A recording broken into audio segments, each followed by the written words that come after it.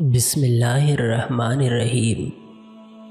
حضرت ابو ہریرہ رضی اللہ عنہ سے روایت ہے کہ انہوں نے نبی کریم صلی اللہ علیہ وسلم سے سنا، ایک شخص اپنے بھائی سے ملنے کے لیے گیا جو دوسری بستی میں تھا۔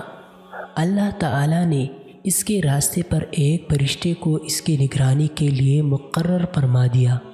جب وہ شخص اس فرشتے کے سامنے آیا تو اس نے کہا، کہاں جانا چاہتے ہو؟ اس نے کہا، میں اپنے ایک بھائی کے پاس جانا چاہتا ہوں جو اس بستی میں ہے۔ اس نے پوچھا، کیا تمہارا اس پر کوئی احسان ہے جسے مکمل کرنا چاہتے ہو؟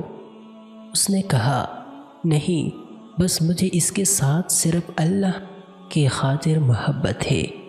اس نے کہا، تو میں اللہ ہی کی طرف سے تمہارے پاس بھیجا جانے والا قاصد ہوں کہ اللہ کو بھی تمہارے ساتھ اسی طرح محبت ہے جس طرح اس کے خاطر تم نے اس بھائی سے محبت کی ہے۔